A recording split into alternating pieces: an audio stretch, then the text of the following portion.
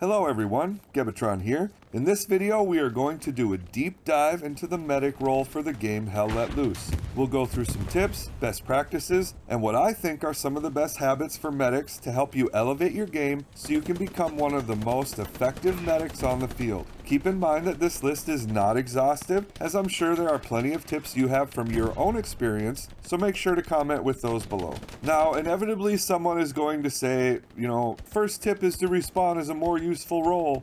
So even though this is a completely unhelpful comment, let's address it quick. There are more useful roles than the medic role generally. If your squad does not have a support player or an officer, then I would personally recommend taking those roles first. Now, having said that, I enjoy playing medic, lots of people enjoy playing medic, and the role can absolutely be a benefit to your squad and team. Just like every other role in the game, it has its strengths and weaknesses. There are situations where a medic is more useful than others, but I personally always appreciate having one in my squad, especially while playing squad leader. The way that Hell Let Loose's spawn system works, the way that ammo is replenished after death, and the fact that there is no ticket system.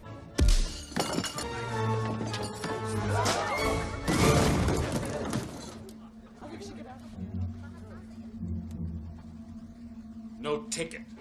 Does somewhat limit the medic's usefulness as a general rule, but there are plenty of situations where the medic can absolutely make a difference on the battlefield, and we will talk about those situations specifically towards the end of the video, so make sure to watch till the end. Before we get into our list, let's look at the medic loadouts and talk about some theory. The medic role is not a combat-centric role, as their main focus should be keeping others in the fight rather than fighting themselves. This becomes really apparent when looking at the loadouts. Starting with the US standard issue loadout, we get the M1 carbine with 2 magazines at 15 rounds each for a total of only 30 rounds. The carbine isn't a terrible weapon, but it lacks in stopping power, and since you only have 30 rounds, you won't be able to really use the 15 round magazine to its full potential. The 1911 gets 6 8-round magazines for a total of 48 rounds. So while you get a little more ammo here, a pistol is a less than ideal offensive weapon. We also only get 2 smoke grenades. Then of course our 20 syrettes and bandages along with a melee weapon. Onto the corpsman loadout, and we lose our primary weapon in favor of more ammo for our 1911. 4 smokes instead of 2, and we gain a medical supplies box. If you want to learn how this box works, then check the video at the top right. Still a very meager loadout, really only designed for personal defense and healing.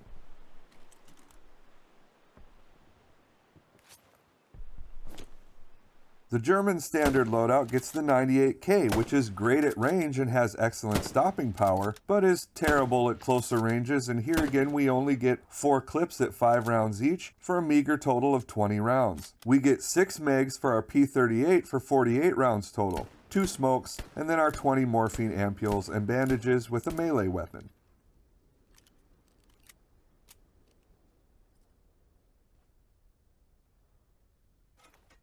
The Sanitäter loadout loses the primary weapon again and replaces the P38 with the P08 Luger, with 16 8-round mags for a total of 128 rounds. We get our 4 smokes and medical supplies box just like the US. The Soviet loadout is very much like the German one, with the bolt-action primary Mosin Nagant 9130 and limited ammo. Here your sidearm is the Nagant M1895 revolver instead of a semi-automatic pistol, so be aware of that. It holds 7 rounds at a time. The Soviets are not limited on revives like the US and Germans are, as they don't carry morphine. Still 20 bandages though, and a melee weapon. The Sanitäter loadout is much the same as the other faction's second loadouts. You may be noticing a theme here, and that leads us into our list. 1. Limited firepower. Use your limited firepower for personal defense and for clearing immediate areas around downed friendlies. Your job is to keep firepower on the field, not to be a source of firepower. This is going to help stretch your ammo further than if you prioritize combat, and will help you keep focused on your strengths. 2. Ammo and smokes. Since ammo is limited and you'll be using smokes frequently, it will be important for you to identify who is carrying ammo and explosive boxes on the field. Hey Purple, you got explosives?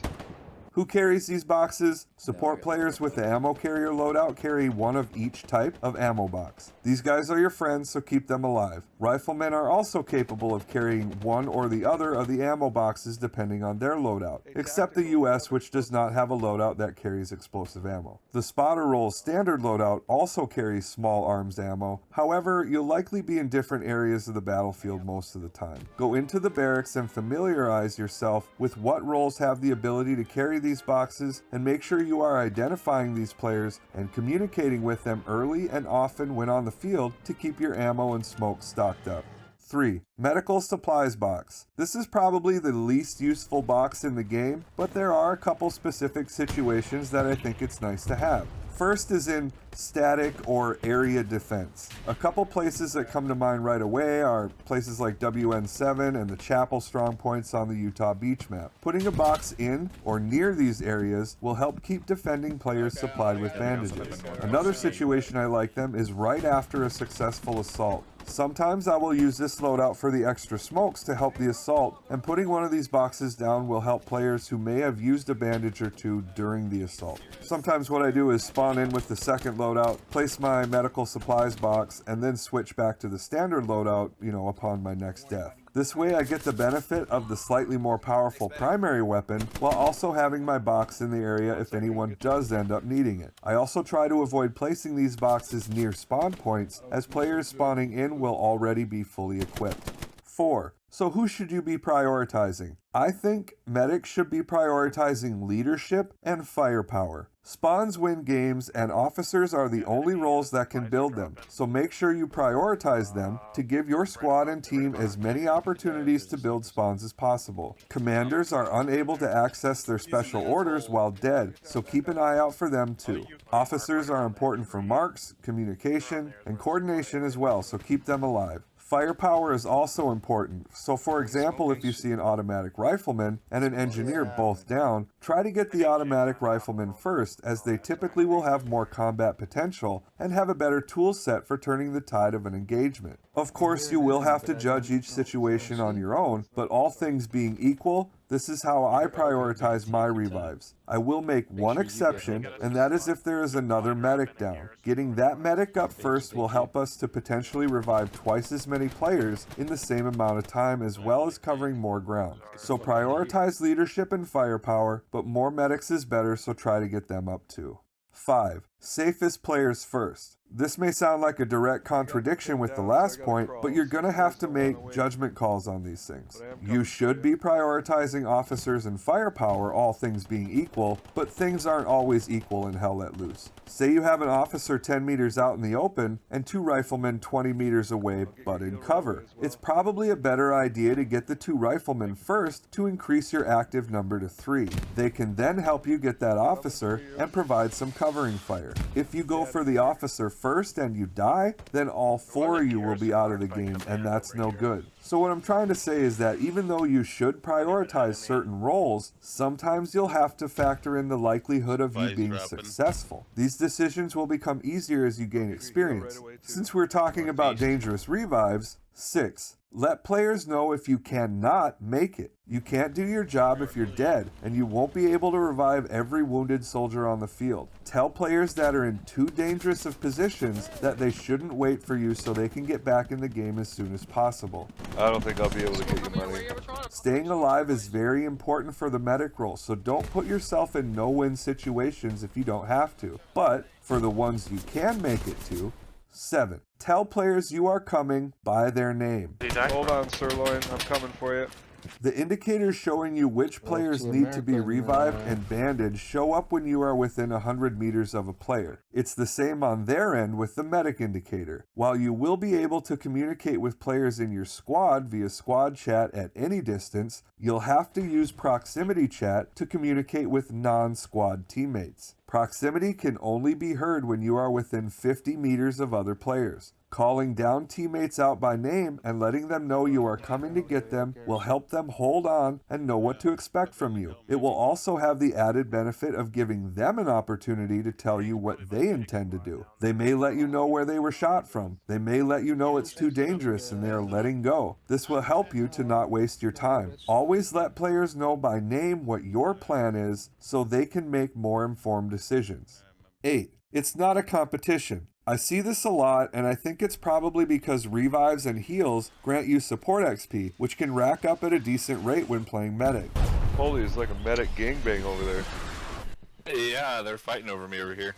You'll have two medics both working the same area and trying to steal revives from each other, or one saying something like, "I'll revive and you bandage," or something like that, and this is counterproductive. If you see another medic working an area, try to stay 25 meters or so away and work a different area. This way you'll be able to strengthen more of the line than just one centralized location, and you'll increase the total amount of revives across the entire area. Feel free to communicate with them and say something like, "I'll try to cover the east end of the wall and you can take the west end," or whatever the situation requires. Work together instead of competing, and you'll be more successful more often.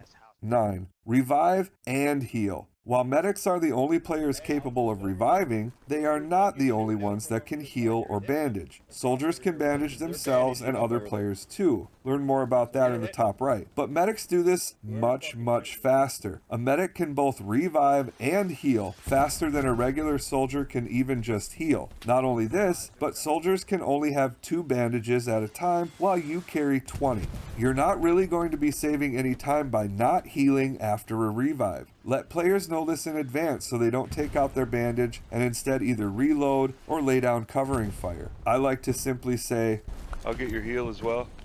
while we are talking about healing, let players near you know you can take care of their bandaging even if they don't need a revive. Like I said, you have more of them and can do it faster, so let them focus on combat while you focus on their health. 10. Everything prone. Make sure you are prone when both reviving and healing. I cannot tell you how many times I've been killed kneeling or standing while reviving or healing someone in a place I was sure was safe. Make sure you are minimizing risk by just going prone every time you perform these actions. 11. Smokes. You'll need to use smoke grenades sometimes in order to give yourself some concealment to get those harder to reach teammates. Be mindful of how your smoke grenades will impact your friendly troops. I avoid throwing smokes near or directly on wounded teammates and always try to put the smoke between the enemy and my teammates, placing the smokes as close to the enemy as possible. We always want the smoke to obscure more of the enemy's vision than our own. Here are a couple of examples. Here we are just north of West Bend in Foy. Let's pretend we are occupying this trench and exchanging fire with some attackers located here at this building. We had a squad mate get hit here on the X and we want to revive them. If we throw our smoke just in front of them, we get this situation. The enemy has a lot of distance to work with and can close on us to a point where it becomes a problem. Here's what it looks like from the first person perspective, and you can see the smoked area takes up roughly a quarter of our screen space. Now, had we thrown the smoke as far forward towards the enemy as possible, it looks like this. The enemy has much less to work with on their side, and there is a much greater distance for them to go on our side of the smoke. We will cut them down easily if they advance through our smoke. From the first person, you can see it now only covers up about a sixth of our screen space. I'll even crop the two so you can see the difference. This difference right here is the difference between failure and success. 12. Be available, but stick with your squad. We all want to be able to revive as many people as possible, and I understand that. But the risk of spreading yourself too thin by separating from your squad will decrease your squad's survivability and simultaneously make it more difficult for them to achieve their objectives. Whether it's outlasting the enemy in a fixed position, moving from point A to point B, or recovering from an assault, making your own squad your main focus will help keep their strength up to give them better chances of success. Keep an eye on friendlies though, as sometimes objectives overlap, but try not to leave your squad high and dry while getting distracted by other squads and their objectives. Accomplish your goals first, and then you will be in a better position to help others. 13. Avoid tunnel vision. I personally have a hard time with this one, especially later in matches. You get so focused on your revives that you kind of start zoning out on the areas around those downed players. Always be aware of your surroundings. Free look would be a nice addition to help with this, but that's another topic. Make sure you don't only focus on the down friendly and are making an effort to survey the area around them on your approach. 14. Ask the down player where the threats are. This information will help you make better decisions about whether the revive is safe or not and could help you find and eliminate the threat. Rely on your teammates and their knowledge to increase your chances of success.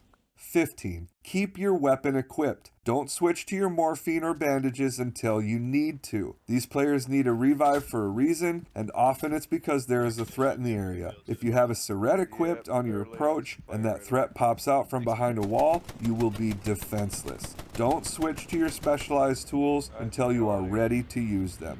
Now, what specific situations do I find the medic role to be more useful in than others? First is what I call either static or area defense. This is where you are staying in or near either a strong point or a defensible location someplace, with the goal of holding the area by either holding the enemy at bay or redirecting them. A medic works well here as there is usually a fair amount of cover to work behind and the battle lines are relatively clear, making it easy to determine weak spots so you can react. You can get a lot of key revives in buildings and behind walls, which will keep the fire on the enemy as well as keeping your team's capture weight high. These situations are good for medical supplies box as well, as you'll be staying alive longer than if you were out in the field.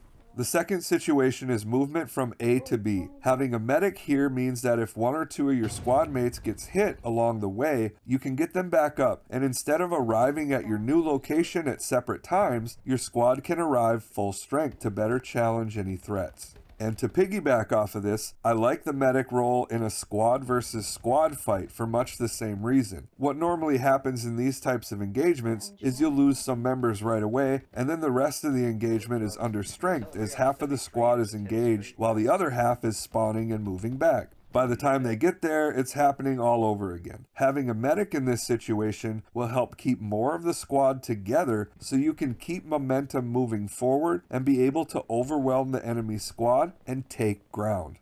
I also like having a medic when trying to set up a sneaky OP behind enemy lines. If I get surprised and go down before I was able to move my OP, having a medic can save valuable time and allow me to get that OP back up before the enemy has time to react. How about where they're not as useful? I have seen medics be useful in assaults, especially if they have the loadout with 4 smoke grenades, but typically I think it's better to have more firepower, more grenades, more offensive capability to gain firepower superiority over the enemy here.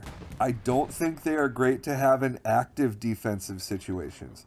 So this is when you are on defense, but you are actively patrolling the sector and surrounding areas to find enemy activity before it can threaten the strong point. Here the focus isn't so much as winning that initial contact as it is simply finding it and then reacting to it. Usually the squad is spread out more than normal too, so that diminishes your benefit to the squad.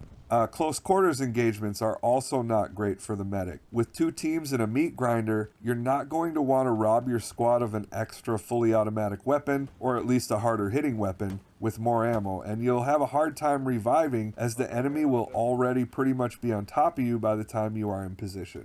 So in conclusion, use your limited firepower for personal defense and clearing immediate areas around downed friendlies. Your job as a medic is to keep firepower and leadership on the field, not be a source of it. Play smart, make good decisions, and rely on your squad and team to help give you the best chances of success. Make sure you are communicating all the time as a medic. If you want to focus on combat or logistics or anything other than keeping your squad and team in the fight, then I recommend taking a different role. However, following the guidelines and principles presented in this video will help you be the best medic on the field. You'll likely increase your average revives per game, and you'll likely get a commendation or 2 at the end of matches, making leveling up quick. So that's that. I hope you enjoyed the video and at least got some fresh perspective. I know it was a long one and we covered a lot, but there is a lot going on with the medic role, and it takes a lot of hard work to be really good at it. The medic role gets a lot of flack from the community at large for not being, quote, meta, but by improving our game and making more of an impact on the field, hopefully we can change their minds. Don't forget to put your tips in the comments. Check out this medic tribute video at the top left, leave a like, share, subscribe for more, you know, all the things that help the algorithm. Check the description for other videos, as well as ways you can help support the channel directly. Your support really does make a difference and helps me to keep making these videos. So thank you, thank you, thank you so much for watching. Again, thanks for all the support and hope to see you in the next one. One of the other SLs.